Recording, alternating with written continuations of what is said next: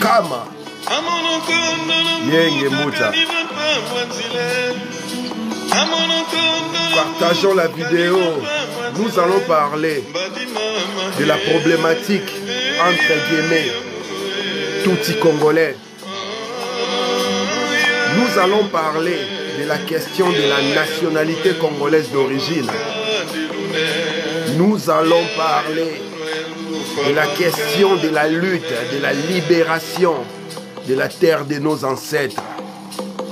Et bien évidemment, en entrée, nous allons parler du conclave qui a eu lieu le samedi 24 août ici à Paris, c'est-à-dire il y a 3 jours presque. Et les gens sont en train de parler. Les gens sont en train de se rincer la gorge. Ça chahute, ça blablate par-ci, par-là. Pour la simple raison qu'il y a eu d'autres organisations qui se sont retrouvées le même samedi quelque part dans le monde. Nous ne voulons pas qu'il y ait d'amalgame, chers amis, chers camarades.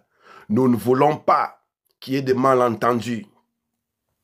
Nous avons appelé au conclave des résistants. Nous n'avons pas appelé à la porte ouverte, nous n'avons pas appelé à une conférence où tout le monde peut rentrer. Chat, souris, rat, lièvre, antilope, léopard, lion. Ce n'était pas ce que nous avons fait à Paris le 24 août, il y a 3 jours. Notre rencontre était les conclaves de la résistance. Et le conclave de la résistance a été organisé par 2 grands mouvements et une association. Le bataillon Front Populaire dont je suis membre fondateur, le Conseil national de la résistance Congo dont je suis membre fondateur et le Congo Sika, mouvement de pression. Il s'agissait d'un conclave, chers amis. Vous voyez, lorsque je viens prendre la parole, très souvent je vous parle de la linguistique, je vous parle de l'étymologie, je vous parle de la sémantique. Nous n'utilisons pas les mots au hasard. Chaque mot que nous plaçons a une signification. Et la signification se rapporte efficacement à ce que nous sommes en train d'entreprendre. Nous avons dit conclave. Cum clavis. Ceux qui sont des latinistes vont travailler l'étymologie du mot conclave. Ils vont comprendre que c'est une rencontre à huis clos, c'est-à-dire à porte fermée. Et le terme conclave a été mis en orbite au Vatican. Parce que lorsque le pape mourait, les autorités de l'Église catholique convoquaient tous les cardinaux catholiques du monde. Ils se retrouvaient dans un conclave, c'est-à-dire une rencontre fermée où seuls les cardinaux ont droit. C'est-à-dire, lorsque nous parlons de conclave, il s'agit d'une rencontre que pour les initiés. N'importe qui ne peut pas venir à cette rencontre-là. Voilà pourquoi toute personne qui est venue au conclave que nous avons organisé le samedi 24 s'est vue passer par 2 filtres. Il fallait présenter sa pièce d'identité et surtout montrer son invitation, à défaut de quoi on était recalé.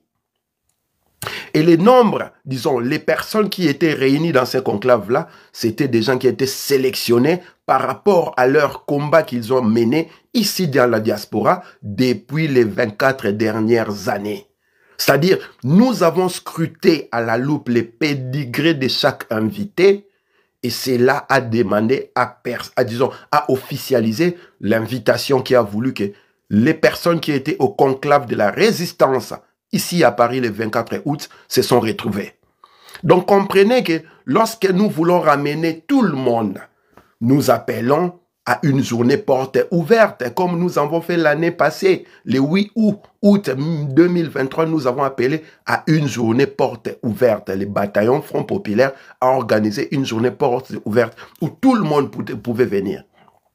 Lorsque nous voulons manifester dans la rue, nous venons annoncer au peuple congolais de la diaspora de sortir pour montrer leur désaveu par rapport au pouvoir d'occupation gestionnaire de la République démocratisée du Congo. Mais lorsque nous disons conférence, nous invitons des spécialistes du domaine, c'est-à-dire de la presse, et quiconque qui se pose des questions, de venir pour avoir des réponses aux questions qui seront posées. Mais lorsque nous disons conclave, avec clé, étymologiquement parlant, la sémantique des mots, voilà pourquoi seuls les initiés étaient avec nous le 24 août, ici à Paris. Seuls ceux qui avaient un pédigré qui voulaient que leur combat soit sans tâche. Seuls ceux qui étaient immaculés, dont nous n'avions pas de soupçons, je voulais dire, d'être corrompus ou d'être au service des individus qu'ils ont l'habitude d'appeler leurs, entre guillemets, leaders. Nous, dans les bataillons Front Populaire, nous avons un leitmotiv que nous mettons à la disposition de chaque Congolais pour faire de telle manière que chaque habitant de la République démocratisée du Congo puisse sortir de son état cataleptique. Nous répétons à tue-tête, nous répétons à qui veut nous entendre. Nous sommes les leaders que nous voulons pour le Congo. Dans les bataillons Front Populaire, nous ne pensons pas qu'il y ait d'autres personnes qui puissent faire mieux que nous pour ce territoire-là que vous appelez la République à démocratiser du Congo, que nous rappelons par son nom de naissance État indépendant du Congo. Il faut que ça soit clair, chers amis. Il y a eu d'autres rencontres dans la diaspora, d'autres rencontres ailleurs dans le monde, où vous avez vu les délégués du M23, du Rwanda, des délégués de Corneille Nangaa qui est au service de Museveni et Kagame.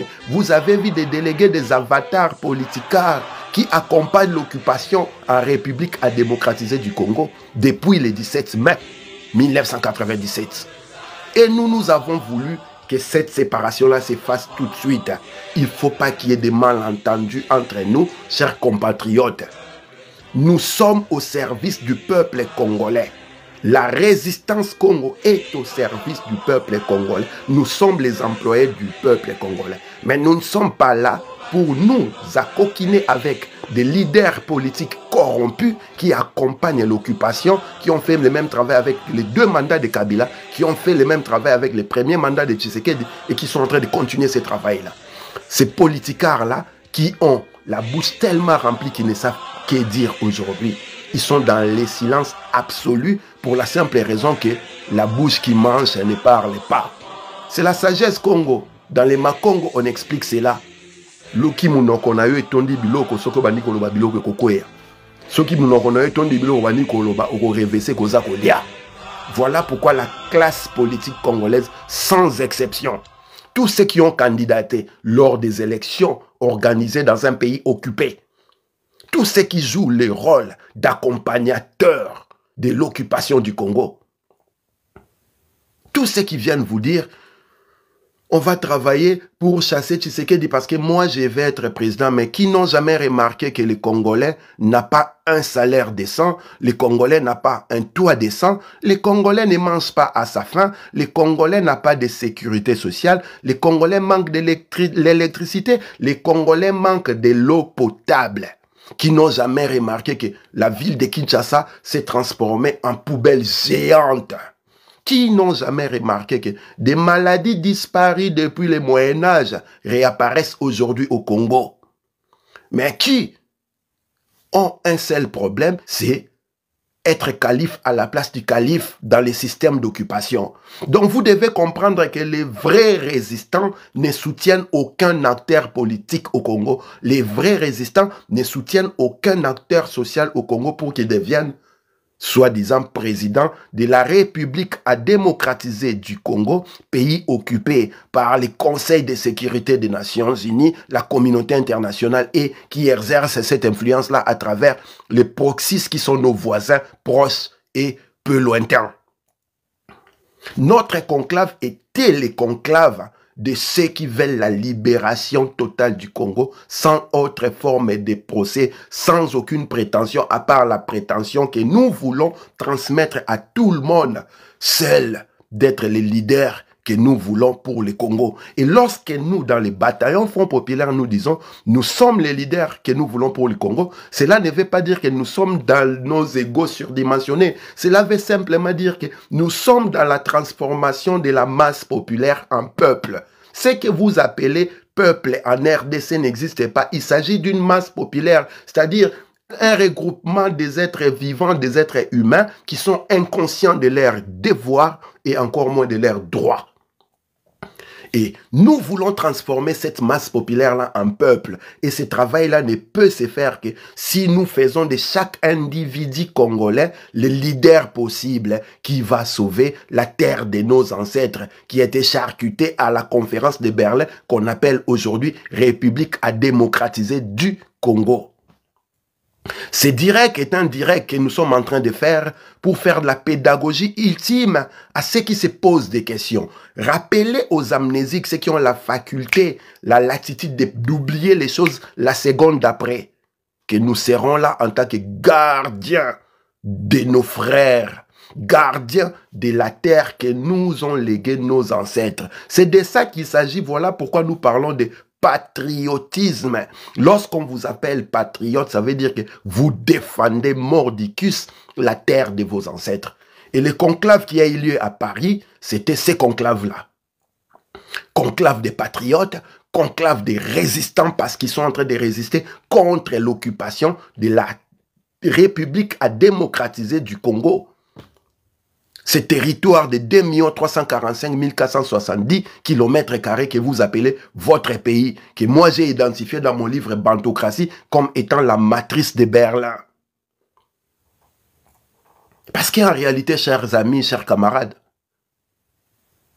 il n'y a aucun territoire que vous appelez pays en Afrique dont les leaders, dont les descendants ou les enfants des pères des indépendances pourra venir se prévaloir et dire que à la création de ces pays, nous étions là. Nous avons décidé de créer cette étendue que vous appelez pays. Tous nos pays que nous avons, c'est la communauté internationale version 19e siècle qui les ont créés. Aucun de nos ancêtres, aucun de nos parents n'ont participé à la création de ces pays-là. Voilà pourquoi je ne cesse de les rappeler dans mes écrits. Dans mon livre Bantocratie 2021, la révolte de l'esprit, je parle des cloisons de Berlin. Je parle des segments de Berlin et je ne parle pas des pays parce que ce sont des cloisons qui ont été créées à la conférence de Berlin en 1885 et aucun de nos ancêtres était présent. C'est ce que vous appelez la communauté internationale qui est aujourd'hui dirigée et pilotée par les 5 membres du Conseil de sécurité des Nations Unies qui à l'époque, à travers les puissances de l'époque, se sont retrouvés à Berlin, qui vers les années 1920 s'est transformé en Société des Nations, qui vers l'année 1948, après la Deuxième Guerre mondiale, est devenue l'Organisation des Nations Unies avec les 5 membres permanents du Conseil de sécurité. Ces 5 membres permanents qui ont eu la main, indirectement ou directement, dans ce que nous parlons à propos de la colonisation, de l'esclavagisme et des déportations multiples qui ont eu lieu dans nos terres, les terres que nos ancêtres nous ont léguées. Voilà pourquoi nous rappelons aux Congolais, que vous n'avez pas de pays, vous êtes une cloison qui a été décidée à Berlin. Voilà pourquoi tout ce que vous produisez, tout ce que vous faites au Congo, depuis la création de l'État indépendant du Congo jusqu'à aujourd'hui, ne sert pas aux Congolais. Au contraire, ça sert à la communauté internationale. Vous avez déployé plus de 40 millions de vos frères qui ont été déportés dans les Amériques, dans les Antilles, dans les Caraïbes. L'énergie vitale du 15 de la Renaissance. C'est-à-dire, aujourd'hui, ils sont en train d'utiliser le pétrole. Vers la Renaissance, ils utilisaient les bois d'ébène, les esclaves, les Noirs. Et 40% de la population des Amériques provenait du bassin du Congo, du royaume Congo. Là où se trouve votre pays, l'État indépendant du Congo, l'actuelle République à démocratiser du Congo. Ce que je suis en train de dire, Stacy Jen Sommerdic a fait un travail de recherche là-dessus, une thèse où il expliquait que 40% de la population noire américaine, Amérique du Nord, Amérique du Sud, les Antilles, les Caraïbes, 40% de cette population-là provient du bassin du Congo, en l'occurrence, le royaume du Congo. Ça, c'était l'énergie de la Renaissance. Vers le 19e siècle, ils ont découvert les caoutchoucs. Vous avez perdu 15 millions de vos ancêtres qui ont eu des mains coupées, qui ont eu des seins arrachés, qui ont été émasculés, qui ont été tués. Lorsqu'ils sont arrivés en 1945, c'est à Chikolobwe qu'ils ont trouvé l'uranium qui a servi pour réaliser la bombe atomique qui a terminé la Deuxième Guerre mondiale. Autant le caoutchouc qui a servi au transport des troupes pour la Première Guerre mondiale, autant l'uranium est venu du Congo. Aujourd'hui, nous sommes à plus de 15 millions de morts à cause du coltan, du cobalt du Congo. Le Congo est occupé par des forces exogènes au détriment de la population endogène. Les peuples, les êtres vivants du Congo sont à léthargie extrême. Situation de zombification impossible à telle manière qu'on se pose des questions. Serions-nous, nous autres qui parlons, des extraterrestres? Ceux qui sont en train de dormir dans ces territoires-là que vous appelez la République à démocratiser du Congo. Serait-ce vraiment nos frères issus de nos familles, nos clans, nos tribus, nos ethnies? Nous sommes le même peuple et nous appartenons à la même nation. Lorsque vous regardez les acteurs politiques comme Félix Tshisekedi Limbondo, vous vous posez des questions. Si ces messieurs-là est vraiment Congo dans son fin fond, lorsque vous regardez les comportements de Martin Fayulu, vous vous posez des questions. Si vous avez en face de vous un clone ou vous avez en face de vous un Mathurin qui est dirigé par un marionnettiste. Lorsque vous avez en face de vous Denis Mukwege, il n'y a rien à dire. Ami à Jacques Attali, ami à Bill Clinton, ami à Tony Blair, à tous ces pervers narcissiques, impérialistes qui ont saigné le Congo. Moïse Katumbi, n'en parlons même pas. Lorsque vous lui avez rappelé sa judéité, il est allé vous accuser au Congrès des Juifs en Autriche, comme quoi vous ne voulez pas qu'il soit président du Congo parce qu'il est juif. La population a son triste sort.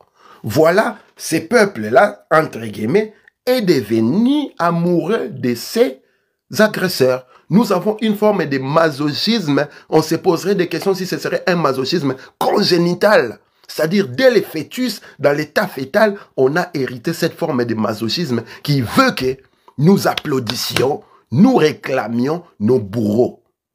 On est en train de vous introduire la quenelle profondément. On est en train de vous tuer, de vous violer, de vous affamer, de vous paupériser comme jamais dans l'histoire de l'humanité. Et ce sont les mêmes peuples, les mêmes populations, les mêmes individus qui acclament pour leurs bourreaux. Voilà pourquoi les résistants, les vrais résistants, ceux qui n'ont pas encore vendu leur âme au système, à l'empire, aux impérialistes, ceux qui ne sont pas au service de ces soi-disant leaders politiques que je viens de citer les noms ici. Nous nous sommes réunis à Paris samedi 24 août. Cette réunion-là faisait suite à la première réunion, le premier conclave que nous avions eu à Bruxelles le 29 juin 2024. Il y a eu des résolutions. Nous avons pris des décisions. Nous avons adopté une posture. Dans les jours qui vont venir, vous allez voir ce qui va se passer, que ce soit ici dans la diaspora et encore que les ancêtres nous portent la force dans ces territoires que vous appelez la République à démocratiser du Congo. Et ces résolutions-là, nous ne viendrons pas les crier à haute voix pour la simple raison qu'il s'agissait d'un conclave. Une rencontre à huis clos, c'est-à-dire une rencontre qui veut que les résolutions qui seront prises doivent rester sous le sceau du secret. Et tout patriote, tout résistant comprendra ce que cela veut dire. Pour les autres organisations qui ont eu lieu, nous n'allons pas épiloguer et rester là-dedans parce que ça ne nous intéresse pas, ça ne nous concerne pas. Nous ne sommes pas là pour applaudir Corneille Nangaa. Nous ne sommes pas là pour encourager Corneille Nangaa et le M23. Nous ne sommes pas là pour être derrière des leaders politiques. Nous ne sommes pas là pour ouvrir la porte aux chats, aux rats à l'antilope, au lion, au léopard, à l'éléphant. Non, nous sommes dans la sélection patriotique parce que nous devons agir cathartiquement pour notre nation. Vous ne pouvez pas mélanger la chèvre et les choux, vous ne pouvez pas mélanger les antilopes et les léopards. Nous ne souffrons pas du syndrome des lions herbivores. Vous connaissez l'histoire des lions herbivores? Tout le monde sait que les lions ont la réputation d'être prédateurs carnivores.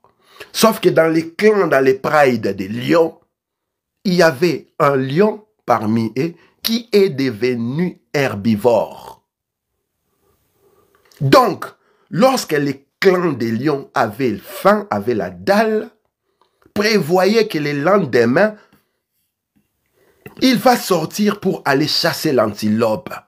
Pendant que les lions dormaient la nuit, les lions herbivores allaient brouter l'herbe avec les antilopes. Et vous savez tous, comme on dit chez moi à Kinshasa, foufou et sekisaka, foufou et lobisaka. Donc, en broutant l'herbe avec les antilopes, qu'est-ce que les lions racontent aux antilopes? Les antilopes, vous savez, nous là-bas les lions, on a fait un plan pour que demain, nous venions chasser les antilopes. Parce que ces lions-là étaient devenus herbivores. Et là où il allait brouter l'herbe, il croisait des antilopes. Il ne pouvait pas brouter l'herbe tranquillement sans qu'il soit attaqué par ces antilopes-là. Voilà maintenant pour se laisser accepter, il vendait la mèche de tout ce que vous programmez. Et pendant que les lions carnivores dormaient, après avoir brouté l'herbe, il retournait dans son clan des lions, dans son pride, et il continuait à dormir. Et le lendemain matin, lorsque les lions allaient à la chasse des antilopes, il n'y avait aucun antilope à défaut de tomber dans des embuscades impossibles. La logique naturelle de la savane était renversée.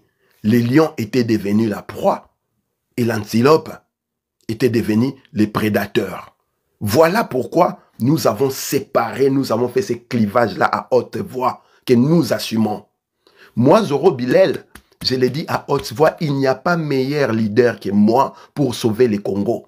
Ce n'est pas de l'ego surdimensionné, mais c'est ma mission patriotique pour ces pays-là. Et je veux que vous qui êtes en train de me regarder en ce moment, vous qui me suivez, vous qui écrivez, vous puissiez rentrer dans le même état d'esprit à vous dire que, à part vous, il n'y a pas un meilleur leader que vous pour libérer le Congo. Si nous faisons cette équation de la bantoocratie multipliée par 110 millions de Congolais, nous aurons 110 millions de leaders capables pour libérer le Congo. Nous aurons un peuple conscient, conscient de ses droits et surtout savant, connaissant l'application de ses devoirs. Ce qui n'est pas le cas aujourd'hui. Nous avons un peuple au Congo qui mange dans la poubelle, qui dort affamé, qui n'a pas d'électricité, qui n'a pas d'eau potable, qui n'a pas de travail, qui n'a pas un salaire décent, qui n'a pas de toit décent, qui est incapable de subvenir aux besoins de sa famille, qui ne sait pas qu'est-ce qu'il va manger aujourd'hui. Il est déjà 22h30 à Kinshasa. Mais c'est ces mêmes peuples-là qui, lorsque Tshilombo, Tshisekedi Limbondo, passe avec son cortège sur les boulevards, c'est ces mêmes peuples-là qui crient « Béton, béton, Muku Atondolo ». Ils reviennent avec des superlatifs impossibles, inimaginables, à se poser des questions. C'est quel type de masochisme que ces peuples-là vivent. Nous avons décidé de faire la catharsis solaire et patriotique à tout Congolais. C'était ce point premier que je devais faire par rapport au conclave qui a eu lieu ici à Paris le 24 août, le samedi dernier. Nous ne sommes pas dans un clan où tout et n'importe quoi est mélangé. Nous ne voulons pas des lions herbivores parmi nous. Voilà pourquoi nous avons fait le conclave à huis clos. Et toutes les personnes qui sont venues, ce sont des personnes qui ont été sélectionnées et qui ont reçu en bonne et due forme leur invitation. Et comme nous sommes dans les clans des lions, je répète, les clans des léopards.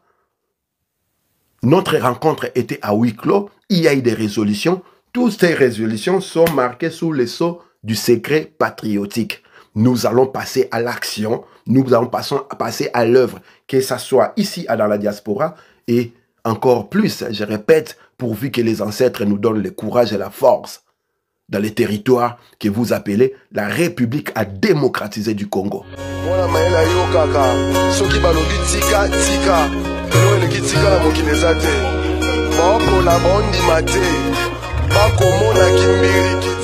Deuxième point,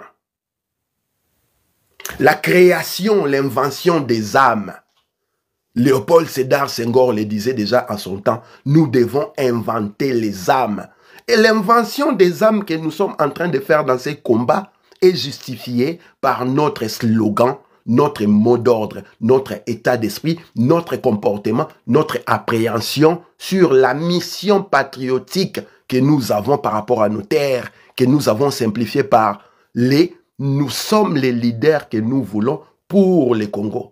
Quand nous parlons de la création, de l'invention des âmes, en citant Léopold Sédar Senghor, cela veut simplement dire que la mission que chaque personne qui porte, qui a une voix qui porte, a en premier, c'est de transformer les uns et les autres en leaders possibles, capables de faire mieux que lui.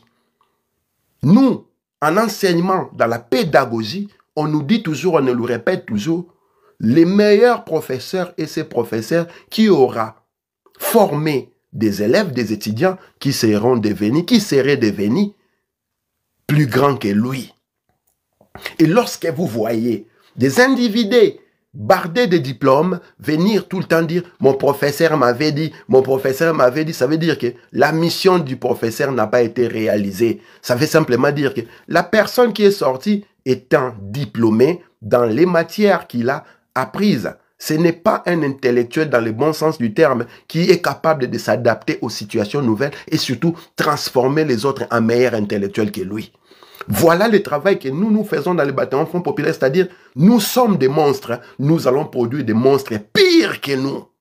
Nous sommes des savants, nous allons produire des savants pires que nous. Nous sommes des anges, nous allons produire des archanges qui vont faire mieux que nous. Voilà la transformation que nous sommes en train de faire. Voilà pourquoi dans mon livre Batoukratie 2021, que ce soit les tomes 1 et les tomes 2, je m'insurge sur les êtres humains, les êtres vivants qui occupent les territoires que vous appelez des pays dans notre continent qu'on appelle l'Afrique. J'ai dit à haute voix, il n'existe pas un peuple au Congo. Il existe une masse populaire parce qu'ici, il s'agit d'une entité qui se comporte selon la volonté du leader. Que ce soit dans la diaspora, que ce soit au pays, tous, ils sont soumis à la volonté du leader. Alors que la masse populaire qui attend la volonté des leaders se comporte identiquement comme les moutons qui ont besoin du berger pour les conduire. Et remarquez les troupeaux des moutons qui est conduit par les bergers. Lorsqu'apparaît les loups ou un prédateur, vous allez vous rendre compte qu'il y a la débandade totale. Et les bergers et les troupeaux des moutons, chacun va sens dessus-dessous, chacun à sa direction. Et c'est le même comportement que nous retrouvons dans la masse populaire. Parce que cette masse populaire est abandonnée à un leader, qu'est-ce qu'elle fait? Elle attend du leader des miracles que lui-même, le leader, est incapable, même dans son imagination, de penser. Et lorsque vous êtes agressé, attaqué, c'est la débandade totale. Une partie de la masse populaire va soutenir les prédateurs, comme vous êtes en train de voir aujourd'hui sur TikTok. Certains que vous pensiez être des combattants, qui sont en train de soutenir Corneille Nangaa.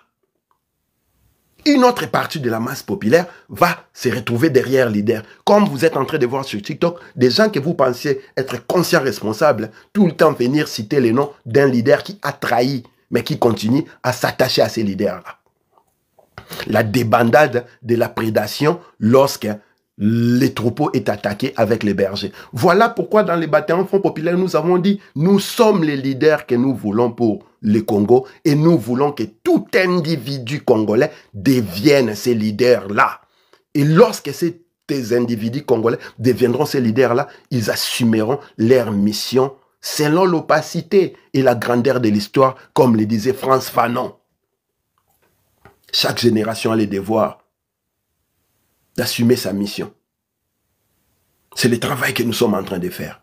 Et le cas du Congo, je répète, je parle de la masse populaire pour la simple raison que c'est une population des êtres vivants qui occupent un territoire, mais qui est inconsciente de ses droits et par-dessus tout ne sait pas appliquer ses devoirs. Et lorsque nous parlons des droits, nous parlons des devoirs, nous rentrons dans la loi suprême du pays que vous appelez la Constitution. En ce qui concerne le Congo, nous appelons cela charte d'occupation. Lorsque vous rentrez dans ces lois-là, tout le monde est capable de venir citer les droits. J'ai le droit de manifester, j'ai le droit de la parole, j'ai le droit de faire ceci, j'ai le droit de faire cela parce que je suis le entre guillemets peuple. Mais personne ne vient vous dire que vous avez gagné vos droits parce que vous savez appliquer et vous acquitter de vos devoirs. Et croyez-moi, chers amis, un peuple qui vit avec la poubelle autour, un peuple qui meurt parce qu'il est affamé, un peuple qui est en train de subir les génocides, qui subit des viols sur hommes, femmes, enfants, jeunes et vieux, qui voit les deniers publics s'envoler dans les poches des individus, comme Nicolas Kazadi, 380 millions de dollars disparus dans la nature, et c'est ce même peuple-là qui applaudit leurs bourreaux, leurs affamés. Nous avons conclu que ces peuples-là n'existaient pas encore. Voilà pourquoi nous disons, nous devons créer les Congolais. Nous devons inventer les âmes, pour citer Léopold Sédar Senghor, même si je n'embrasse pas totalement sa façon de voir les choses par rapport au combat que nous menons, nous, les mélanondermes, contre les systèmes caucaso-lécordermiques. Le travail que nous faisons se trouve à ces niveaux-là. Vous ne pouvez pas parler dans le cas du Congo, qu'il existe un peuple qui, durant plus de 27 ans, est occupé par des troupes étrangères. Les armées de ces pays-là sont contrôlées par des étrangers. Le système politique, la machine politique, sociale et spirituelle est contrôlée par des étrangers. Et c'est ces mêmes peuples-là qui, chaque dimanche, se retrouvent dans les églises où les pasteurs engrossent leurs femmes, violent leurs enfants, où les pasteurs leur volent l'argent à travers les dîmes et offrandes. Ces mêmes peuples-là qui se retrouvent dans la rue lorsque Moukou Atondolo Tshisekedi passe pour applaudir. Et ces mêmes peuples-là qui appellent Nicolas Kazadi président, Vital Kamerhe président et tout consort. Il ne s'agit pas d'un peuple, il s'agit d'une masse populaire. Donc nous devons faire ce travail-là, de transformer cette masse populaire en peuple. Et pour que cette masse-là devienne un peuple, nous devons lui faire la pédagogie, d'abord des devoirs qu'il a vis-à-vis de la terre, pour lesquels leurs ancêtres ont fait couler leur sang et dont ils sont héritiers. Et surtout, une fois ils vont comprendre qu'en appliquant leurs devoirs, ils ont en retour leurs droits. Ce travail-là devrait être fait depuis votre indépendance par tous vos leaders politiques qui sont passés. L'intelligentsia congolaise, l'élite congolaise a péché. Elle a travaillé dans la disparition de la conscience collective. Elle a travaillé dans la léthargie populaire, la léthargie nationale. L'intelligentsia congolaise, la classe politique congolaise en l'occurrence, a travaillé dans l'extirpation des cerveaux de la population qui crèche sur ces territoires que nous appelons la RDC. Ils ont déployé des forces prédatrices qui se sont attelées à travailler dans l'art du manger les cerveaux. Donc, ils ont grignoté petit à petit le cerveau de la nation et en mangeant le cerveau de la nation, ils ont annihilé l'esprit de la nation et l'âme de la nation s'est retrouvée en perdition. Cette classe politique-là, depuis les 30 juin 1960, quand ils ont eu leur soi-disant indépendance à Belgique, jusqu'à aujourd'hui, est incapable de rendre hommage aux 40 millions, aux plus de 40 millions de déportés du bassin du Congo, vers les Amériques. Pas un seul jour où la nation entière s'aimait avec les drapeaux en berne pour parler de la mémoire des déportés congomani vers les Amériques. Pas un seul jour la nation entière s'aimait les drapeaux en berne pour commémorer la mémoire des génocidés de Léopold II. Pas un seul jour la nation entière parle du génocide bantou actuel qui a déjà totalisé plus de 15 millions de morts. Pour la simple raison que et les leaders qui ont hérité les pouvoirs après ceux qui ont commencé depuis le 30 juin ont été dans des camps de concentration spirituelle où ils se sont fait manger le cerveau et ils ont été lobotomisés à un niveau impossible à tel point qu'ils sont en train de pérorer, ils sont devenus excellents dans le psytatisme en faisant les perroquets, racontant des choses qu'ils ne maîtrisent aucunement la teneur. Et nous combattons cela. Nous sommes là pour relever ces peuples-là. Voilà pourquoi dans les bataillons Front populaire, mouvement dont je suis un des membres fondateurs, nous luttons, nous mobilisons, nous créons les Congolais, nous inventons les âmes. Nous sommes en train de remplir les cerveaux de la nation par la conscience, conscience historique, la conscience de la création, la conscience de l'origine et surtout la conscience du futur. Parce que voir le futur, c'est se souvenir du passé, ce qui nous empêche de reproduire les mêmes erreurs dans le présent. Nous devons inventer le peuple congolais. Et pour inventer le peuple congolais, il faut transformer la masse populaire congolaise en peuple. Et nous allons transformer cette masse populaire-là en peuple au moment où la masse populaire qui occupe la République à démocratiser du Congo aujourd'hui sera capable d'appliquer ses devoirs et elle revendiquera en retour ses droits. Et j'ai donné ce travail-là à cette masse populaire et à ces soi-disant leaders. La nation, l'État est la réunion de plusieurs individus, plusieurs êtres vivants qui sont ensemble à travers des lois. Et la loi suprême, en l'occurrence, qui met les gens ensemble, s'appelle la Constitution. Et dans la Constitution actuelle congolaise, que nous, dans la résistance, nous avons identifié comme étant charte de l'occupation, il y a des droits et des devoirs. Les devoirs que nous ne cessons de répéter aux Congolais depuis 2007 se trouve dans l'article 64.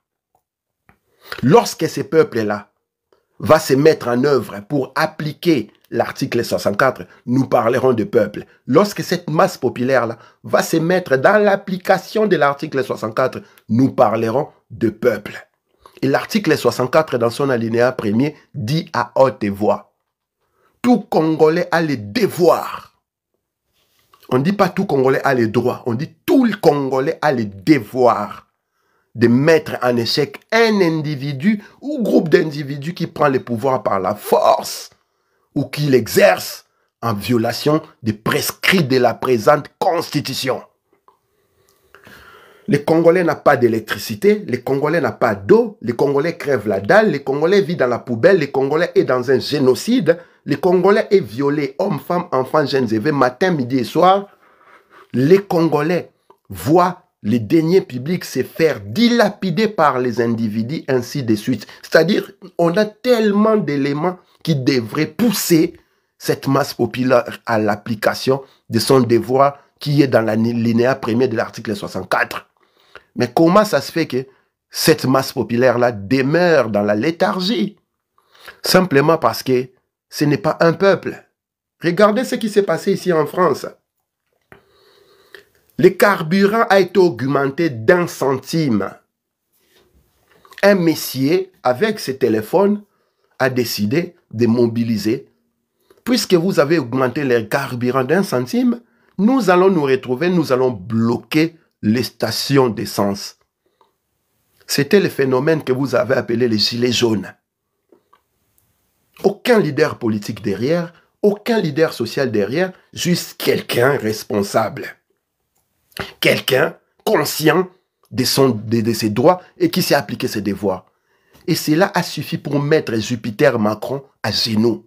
Il a été obligé de renégocier et donner certains droits Parce que cette population-là a appliqué ses devoirs. Nous sommes en train de faire ce travail-là, de transformer la masse populaire congolaise en peuple. Toi qui me suis là maintenant, désormais lorsque tu vas prendre la parole pour le Congo, tu dois te considérer comme étant le leader qu'il faille pour libérer ces pays-là. Le leader qu'il faille pour transformer ces pays-là. Parce que nous autres, dans la résistance et à l'occurrence dans les bataillons Front populaire, nous nous considérons comme étant les leaders que nous voulons. En dehors de nous, il n'y a pas meilleur. Et nous voulons que vous fassiez pareil. C'est le travail que la classe politique congolaise, l'élite congolaise devait faire depuis les 64 dernières années. Mais comme c'est une classe politique au cerveau mangé, des avatars qui ont été créés dans des camps de concentration spirituelle, tout ce qu'ils peuvent faire, c'est accompagner la procession funèbre qui veut qu'on enterre le Congo, qui veut qu'on donne nos terres aux étrangers. Voilà pourquoi lorsque je parle de ces territoires-là, je rappelle que ces territoires-là est une cloison de Berlin. Je l'appelle matrice de Berlin en connaissance des causes. Ce territoire-là a été créé ailleurs.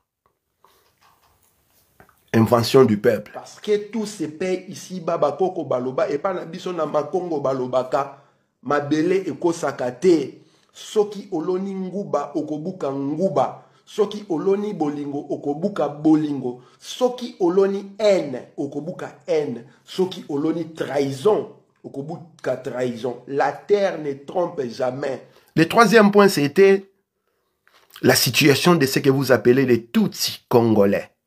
J'en vois sur des panels des soi-disant combattants qui reçoivent des individus qui viennent prétendre être des Tutsis congolais. Chers camarades, chers amis, les Tutsis congolais n'existaient pas. La République a démocratisé du Congo, que je rappelle est une cloison de Berlin, que je précise est la matrice de Berlin. Son nom de naissance s'appelle État indépendant du Congo. La carte du pays que vous avez, qui vous donne 2 345 470 km², a été dessinée par Henry Morton Stanley. Henry Morton Stanley qui était envoyé au Congo par sa deuxième mission par Léopold II. Parce que sa première mission, Stanley est arrivé comme citoyen américain sur ces territoires-là. Il avait comme mission pour retrouver l'évangéliste, le catholique David Livingstone. Il a écrit un livre, Comment j'ai retrouvé Livingstone. Ces livres-là se trouvent dans les copyleft, sur les droits publics, c'est-à-dire sur Google, n'importe quel moteur de recherche, vous pouvez trouver ces livres-là. C'est à peu près 500-800 pages. Il faut aimer la lecture et comprendre le français de l'époque. Où il explique comment il a découvert, comment il a trouvé Livingstone, comment Livingstone l'a ramené jusqu'à Lualaba et comment il a emprunté les fleuves Nzadi Congo, Zaïre, pour arriver jusqu'à l'embouchure et refaire l'embouchure jusqu'à la source.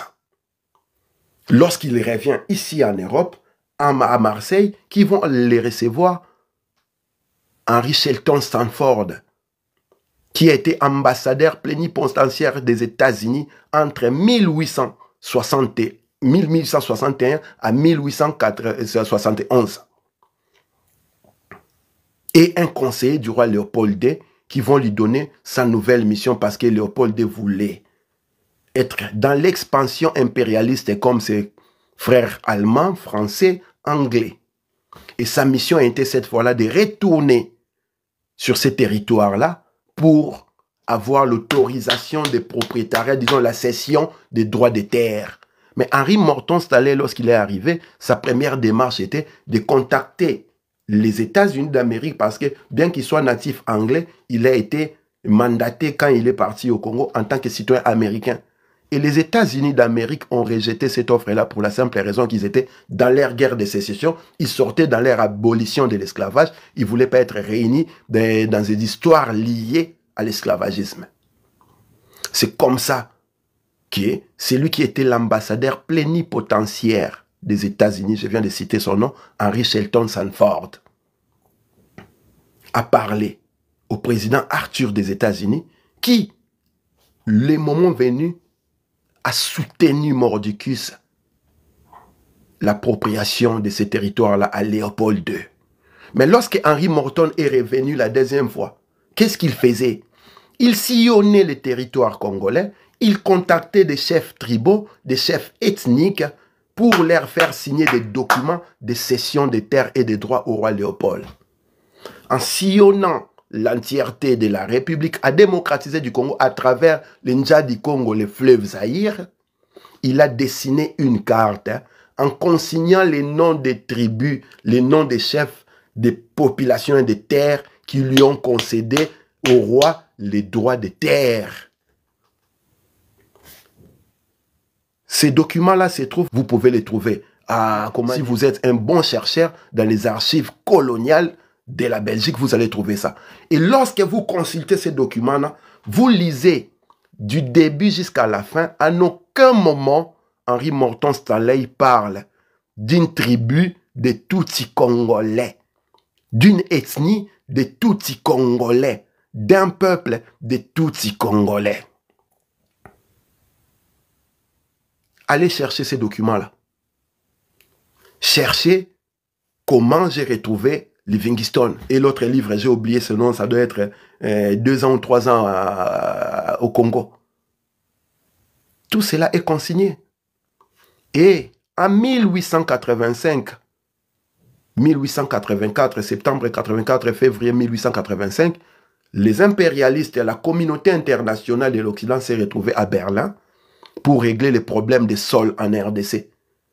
C'est ce qui a voulu que les cloisons de Berlin, que vous appelez des pays, soient créées. Les conflits entre les Portugais, les Anglais, les Français et les Allemands pour les terres de la RDC a voulu que Léopold II demande à son cousin Otto von Bismarck, qui à l'époque l'Allemagne était la plus grande puissance, d'organiser une conférence qui voudrait que les Occidentaux ne se battent pas sur les terres Congo, les bassins du Congo. Et ceux qui vont chercher les archives en Allemagne liront que la conférence de Berlin, les vieux documents, c'est écrit Conférence for Congo. Conférence du Congo. Parce que les problèmes, c'était dans les bassins du Congo. Et c'est dans cette conférence-là qu'ils ont décidé de charcuter en 3 les bassins du Congo. Ils ont créé Congo Mfoa, que vous appelez abusivement Congo-Brazzaville. Ils ont créé Congo d'Angola, que vous appelez Angola. Et ils ont créé Congo, était indépendant du Congo, que vous appelez aujourd'hui RDC. C'est à ce moment-là qu'ils se sont rendus compte que, puisque nous y sommes, pourquoi nous ne pouvons pas nous partager toute l'Afrique? C'est comme ça qu'ils ont créé ce que vous appelez les pays. Des clans, des familles, des tribus, des ethnies se sont retrouvés des deux côtés des frontières. Vous ne vous êtes jamais posé la question comment il y a les Bakongo en Angola, comment il y a les Bakongo en Zambie, comment il y a les Bakongo au Congo, comment il y a les Bakongo au Cameroun, au Gabon. Vous ne vous êtes jamais posé la question comment ça se fait qu'il y a des Anamongo en RDC, il y a des Anamongo au Congo, il y a des Anamongo en Centrafrique, en Soudan. Vous ne vous êtes jamais posé la question comment on retrouve les Nandé en Ouganda, en RDC, au Sud-Soudan, en Soudan. Vous ne vous êtes jamais posé la question comment on trouve les Lunda en RDC, on trouve les Lunda en Zambie, en Angola. Comment on trouve les Bemba en RDC, on trouve les Bemba en Tanzanie. Vous ne vous êtes jamais posé la question comment on trouve les Mouchi en RDC, on trouve les Mouchi au Rwanda. Et cette problématique-là, lorsque vous allez sillonner toute l'Afrique, vous allez voir que les mêmes problèmes se retrouvent partout. Les mêmes peuples, les mêmes tribus se retrouvent dans 2 frontières différentes.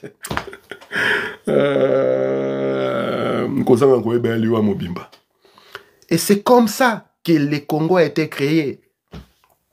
Maintenant, lorsque vous parlez de la problématique des Tutsis congolais, je viens de vous dire que les Tutsis congolais n'existaient pas. Je vous invite à aller chercher les documents d'Henry Morton Stanley lorsqu'il recueillait les droits des terres et la cession des terres à Léopold II. Il a mis les noms des chefs des tribus et des populations qu'il a rencontrées. Vous ne trouverez nulle part où c'est marqué tribu Tutsi congolais ou ethnie Tutsi congolaise. Ça n'existait pas.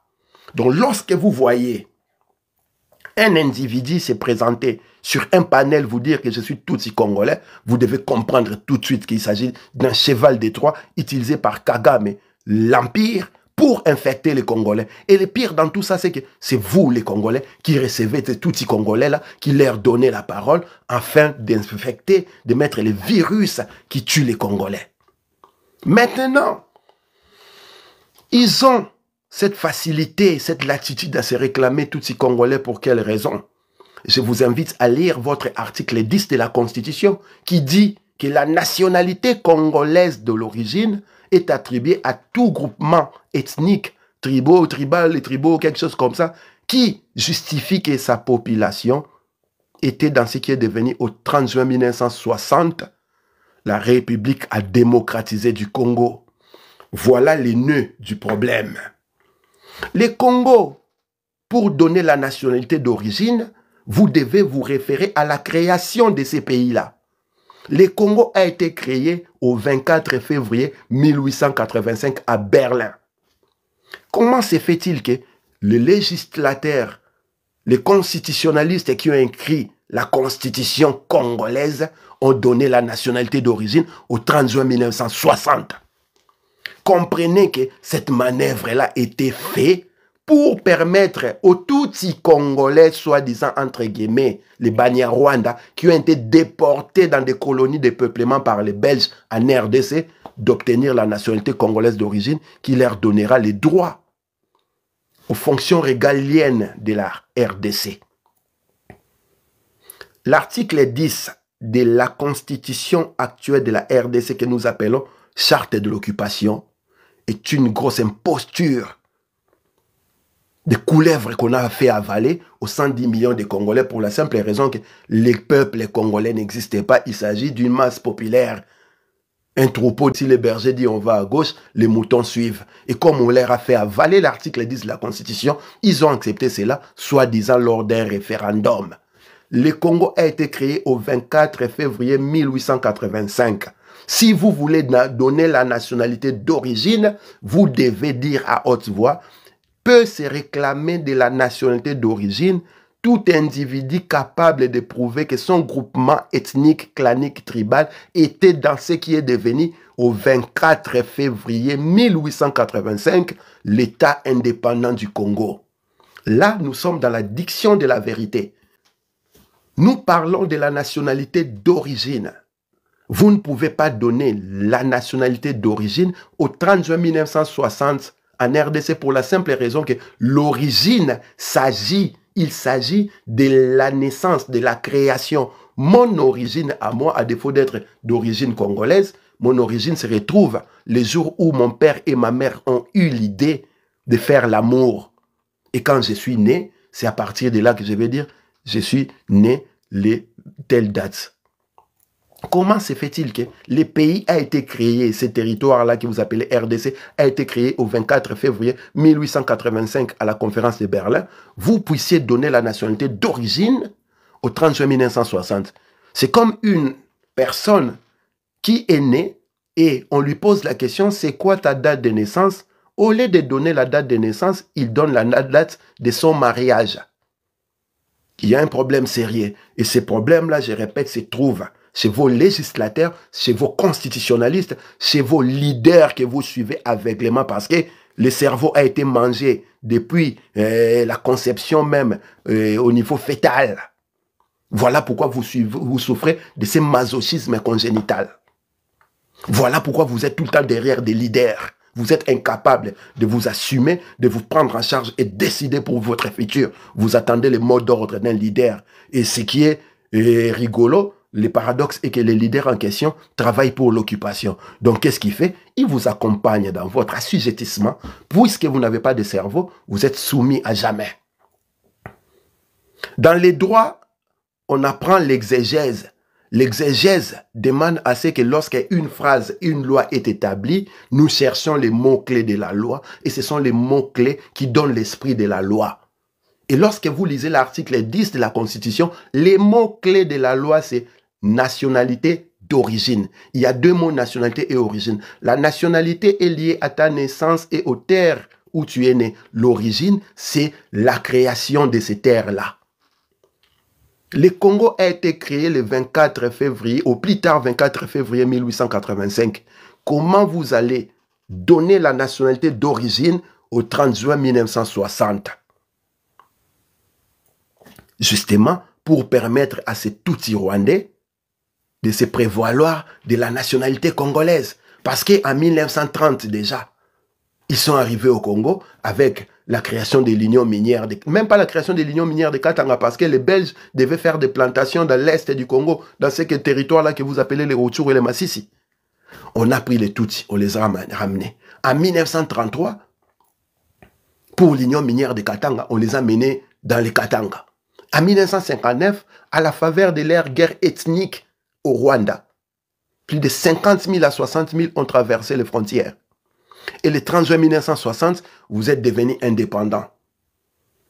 Aucune constitution de la RDC depuis 1960, en commençant par la loi fondamentale de 1960, en passant par la constitution de Lulabour de 1964, en passant par la constitution que Mobutu a régné de 1967, en passant par les propositions de loi de 1990 après le 24 avril et jusqu'à la dernière constitution qui a voulu le départ de Mobutu en 1997, aucune constitution ne définit clairement la nationalité d'origine congolaise.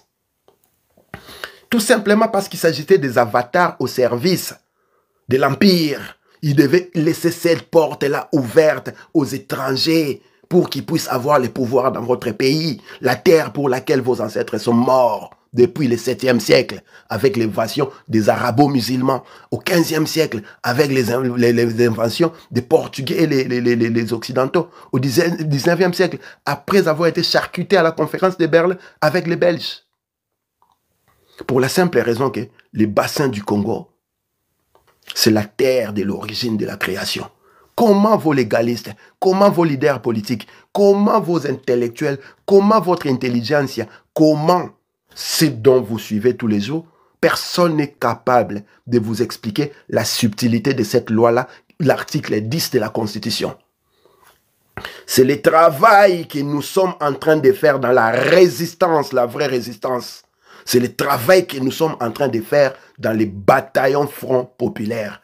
C'est le travail que nous sommes en train de faire qui a voulu que nous nous retrouvions le 29 juin dans les conclaves à Bruxelles et c'est samedi 24 août ici à Paris.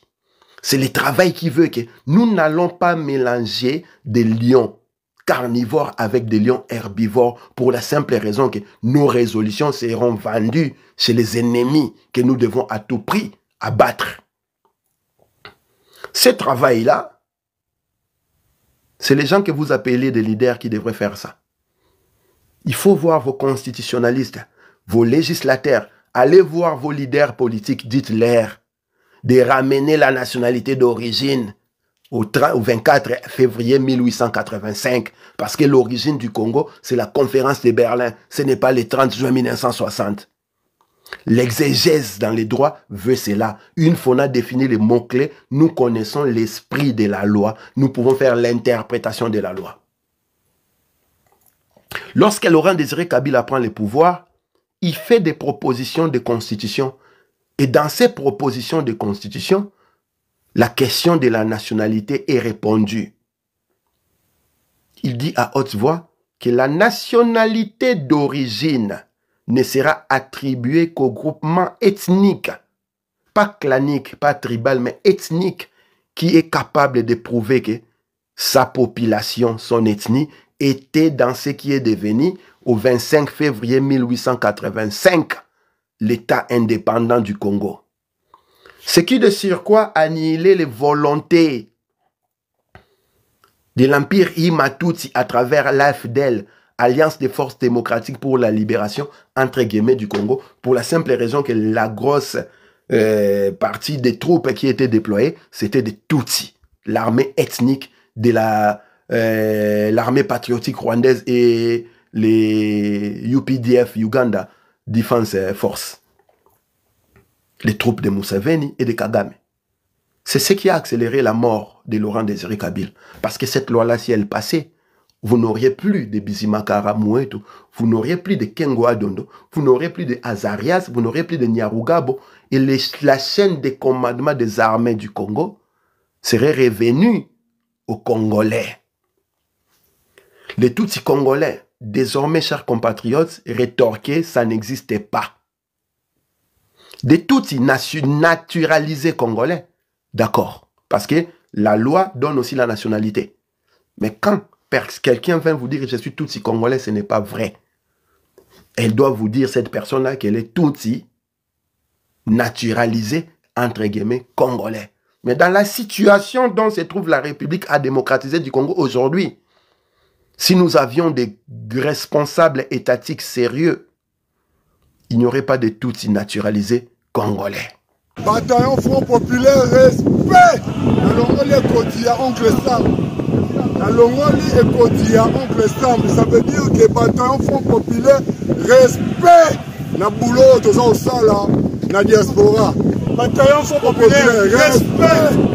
Tolongoli Bikoti, respect! Tolongoli Bikoti, respect! Troisième point. Quatrième point, je voulais dire, parce que j'ai parlé du conclave, j'ai parlé du peuple, j'ai parlé de Tutsi congolais. Quatrième point. Question de la rébellion. Tout le temps, lorsqu'il y a des bisbilles, il y a des sclandres, il y a des escarmouches à l'est du Congo, des individus viennent vous parler des rébellions. Je viens de vous dire là, vous devez parler de l'exégèse. Vous ne pouvez pas parler des rébellions lorsque les troupes qui attaquent les pays viennent de l'extérieur. Lorsque ce sont des étrangers. La rébellion est l'œuvre.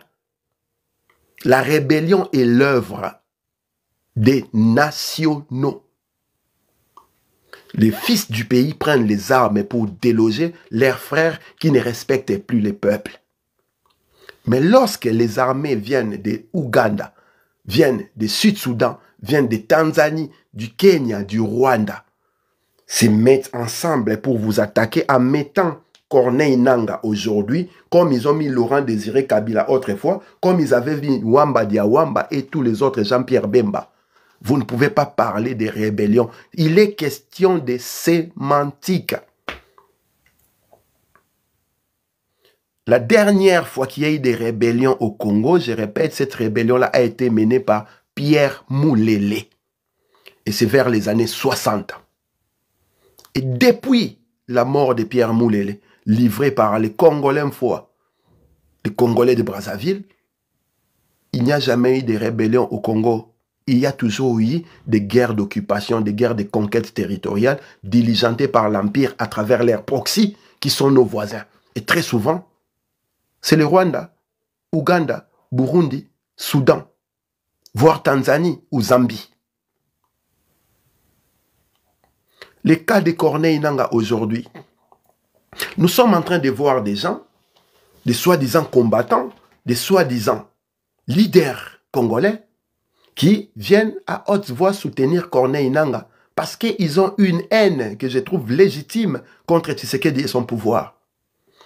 Mais à défaut d'avoir cette haine légitime, vous vous rendez compte que comme ils ont le cerveau mangé dans des camps de concentration spirituelle et dans des institutions de conditionnement idéologique, ils sont derrière leurs leaders. Corneille Nangaa, n'est-ce pas, c'est lui qui a proclamé au 10 janvier 2019 Félix Tshisekedi président de la République alors que Martin Fayulu avait gagné de manière écrasante ces élections-là. Qu'est-ce qui a fait que Corneille Nangaa se transmette tout d'un coup comme ça, comme en claquant les doigts, en rebelle militaire avec des armées qui conquièrent les terres chez vous? Vous pouvez être maso. Vous pouvez être amnésique, mais vous allez souffrir de nous avoir en face de vous parce que nous allons faire circuler la vérité et nous allons faire comprendre aux Congolais la conscience collective Congo. Vous voyez des combattants, soi-disant, qui dans leur panel ici, que ce soit sur TikTok, YouTube ou Facebook, recevoir des gens qui prétendent être des Tutsis congolais. Des gens qui viennent défendre la thèse du M23. Les gens qui viennent défendre les soi-disant Banyamulenge. Et personne n'est capable de leur dire que le concept de Banyamulenge est sorti en 1977. L'auteur de ce concept-là, c'est le papa d'Alexis Guizaro, qui est l'actuel ministre au pouvoir avec Tshisekedi. Personne n'est capable de dire à ces gens-là que Tshisekedi et Corneille Nangaa ont les mêmes patrons, Paul Kagame et Museveni. la communauté internationale de l'Occident à travers les 5 membres du Conseil de sécurité des Nations Unies. Parlant de Banyamulenge, au Congo, vous avez une particularité linguistique qui veut que l'identification des populations dans ces territoires-là soit liée aux langues parlées. Lorsque vous allez chez les Bayombe, vous posez la question Bayombe, vous parlez quelle langue? Ils vous diront, nous parlons le Kiyombe. Lorsque vous allez chez Bambala, vous posez la question Bambala, vous parlez quelle langue? Ils vont dire, nous parlons le Kimbala. Lorsque vous allez chez les Mbouja, vous posez la question Mbouja, vous parlez quelle langue? Nous parlons Kimbouja. Chez les Boa, ils vont vous dire, nous parlons le Kiboa. Chez les Bashi, ils vont vous dire, nous parlons les Chi. Chez les Bembe, ils vont vous dire, nous parlons le Kibembe. Les Lunda, ils vont vous dire, nous parlons le Kilunda. Les Rund, ils vont vous dire, nous parlons le Kirunda. Les Luba vont vous dire, nous parlons le Chiluba, Kiluba. Les Songe, ils parlent le Kisonge. Les Chokwe, ils parlent le Kichokwe. Les Mbata, ils parlent le Kimbata. Mais lorsque vous allez poser la question au Banyamulenge, vous parlez quelle langue? Ils vont vous dire, ils parlent Kinyarwanda. C'est là où nous revenons dans la linguistique, dans la sémantique. Kinyarwanda, lorsque vous traduisez en français, ça veut dire celle ou c'est du Rwanda. Comment se fait-il que vous êtes au Congo, sur les terres de Fulero? Parce que les Rutshuru, les Massissi et consorts, c'est des terres de Bafulero. Vous parlez les Kinyarwanda, alors que les Fulero qui sont propriétaires de ces terres-là, ils parlent les Kifulero. Comment se fait-il? Marie-Claire Songo, merci beaucoup, Yaya. Les Baluba, ils parlent les Kiluba. Les Bakongo, ils parlent les Kikongo. Les Bangala, ils parlent les Kingala. Les Baboa, Kiboa. Les Bete, les Kibete. Les Bembe, les Kibembe. Mais les Banyamulenge, ils parlent les Kinyarwanda. Et on vient vous dire à haute voix, je suis tout congolais, les Banyamulenge sont des Congolais. Il n'existe pas de Banyamulenge ni de Tutsi congolais. Et il n'existe pas de rébellions au Congo. C'est des armées d'occupation diligentées par les proxys de l'Empire contre nos territoires, contre nos peuples. Le M23 qui est aujourd'hui dans l'AFC avec Corneille Nangaa, qui ne sait pas que le M23 provient du CNDP? Vous avez oublié Kunda Batouare, Gilles Mouteboussi, vous avez oublié. Qui ne sait pas que le CNDP vient du RCD Rwanda? Et qui ne sait pas que le RCD Rwanda vient de AFDEL? Et qui ne sait pas que l'AFDEL a été créé par Museveni, par Kagame, par l'autre président de Burundi que j'oublie, et dont la logistique de guerre provenait de la Somalie où les Américains étaient défaits et de l'Afrique du Sud de Nelson Mandela. Qui ne le sait pas? Maintenant, toi qui combats l'occupation depuis octobre 1996 à aujourd'hui, qui prétend être résistant combattant, comment se fait-il que tu vas t'aligner derrière Corneille Nangaa, qui est au service du M23, au service de Kagame, à la même ancienne que Tshisekedi de Limbondo?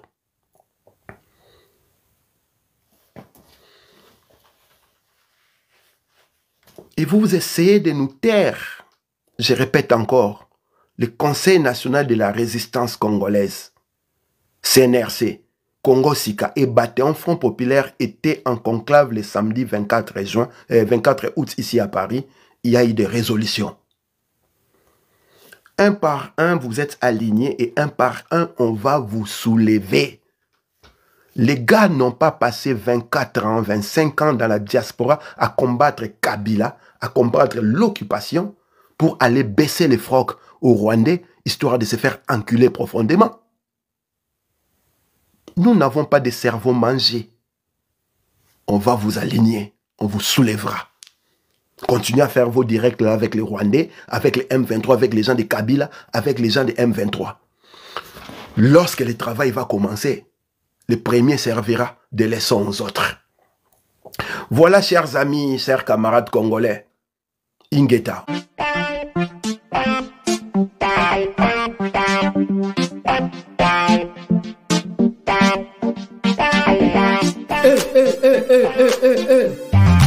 Bantoucratie, ce n'est pas la quantité, mais c'est la qualité.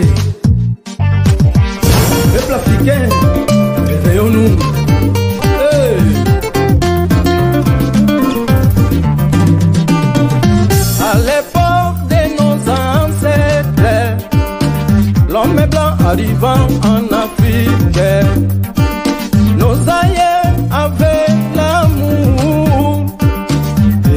accueillir à bras ouverts en les apprenant des choses, les remontant nos richesses et les enseignant nos cultures ainsi que nos traditions.